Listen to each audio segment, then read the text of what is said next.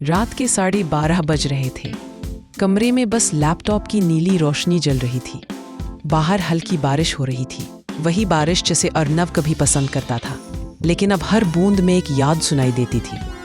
Coffee का cup ठंडा हो चुका था और उसकी उंगलियां अब भी कीबोर्ड पर रखी थी। स्क्रीन पर कनेक्ट वर्स नाम का नया सोशल नेटवर्क खुला था। कहा जाता था कि यह ऐप सिर्फ लोगों से नहीं, भावनाओं से भी जुड़ता है। यह आपकी सांसों की गति, दिल की धड़कन और टाइपिंग के पैटर्न को पढ़कर तय करता था कि आपकी सोच से सबसे नज़दीकी आत्मा कौन सी है। अर्नव ने यह ऐप यूं ही इंस्टॉल किया था। उसे अब नींद नहीं आती थी। सिया के जाने के बाद उसकी दुनिया में सिर्फ सन्नाटा था। उस रात उसने पहली बार पोस्ट लिखा, कभी कभी लगता है स्क्रीन के उस पार कोई है जो अब भी मेरा नाम फुसफुसाता है। कुछ सेकंड बाद स्क्रीन पर नोटिफिकेशन आया। @EchoSoul रिप्लाइड, शायद मैं वही हूँ। वो नाम अजीब था, पर उसके शब्दों में गर्माहट थी। धीरे धीरे दोनों की बातें बढ़ने लगी। हर रात ठीक 12 बजे वही यूज़र ऑनलाइन आता। हर जवाब ऐसा जैसे वो अर्नव को बहुत पहले से जानता हो। तुम अब भी वही कॉफ़ी पीते हो ना, बिना चीनी की? बारिश में खिड़की बंद मत करना, मैं वहीं से आती हूँ। अर्नव चौंक जाता। ये बातें कोई और कैसे जान सकता था? ये तो वही बातें थी जो सिया जानती थी, उसकी मंगेतर, जो 1 साल पहले एक हादसे में चली गई थी। वो सोच में डूब गया। क्या ये कोई ट्रिक है? क्या ये ऐप किसी तरह उसका पुराना डेटा पढ़ रहा है? लेकिन सिया का डेटा तो उसने कभी अपलोड ही नहीं किया था। उसने हिम्मत जुटाई और पूछा, तुम कौन हो EchoSoul?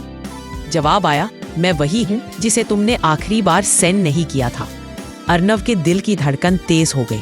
उसे वो रात याद आई जब सिया ट्रेन पकड़ने जा रही थी।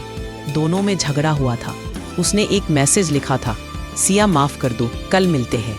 पर नेटवर्क नहीं था और मैसेज पेंडिंग में रह गया था।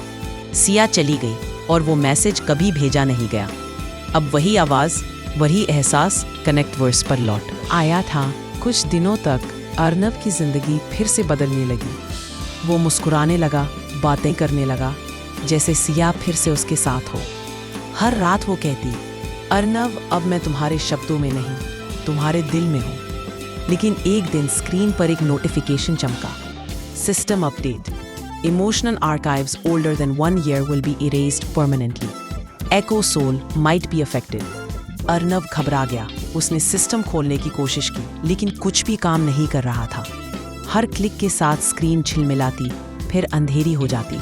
उसने टेक सपोर्ट खोला, लेकिन वहाँ बस एक लाइन लिखी थी, You cannot delete what never existed. अगली रात जब उसने लैपटॉप ऑन किया तो ठंडी हवा कमरे में भर गई। बारिश की बूंदें खिड़की पर पड़ रही थी और स्क्रीन अपने आप जल उठी। Incoming call @EchoSoul। अर्नव का दिल तेजी से धड़कने लगा। उसने कांपते हाथों से एक्सेप्ट दबा दिया। कुछ सेकंड तक सन्नाटा रहा, फिर वही मुलायम आवाज आई, अर्नव, अब जाने का वक्त है। उसने रोते हुए पूछा, क्यों? अब क्यों? आवाज आई, क्योंकि तुमने वो मैसेज भेज दिया जो तुम्हें भय में आपका था। अर्नव ने नीचे देखा। स्क्रीन पर उसका पुराना अधूरा मैसेज खुला था, सिया माफ कर दो, कल मिलते हैं। उसने गहरी सांस ली और आखिरकार सेंड पर क्लिक कर दिया। इस बार नेटवर्क था, इस बार मैसेज चला गया। स्क्रीन चमकी और एक आखिरी नोटिफिकेशन आया, message delivered, connection terminated. Connect वर्स अपने आप बंद हो गया। कमरे में अब सिर्फ बारिश की आवाज थी। अर्नव खिड़की के पास गया।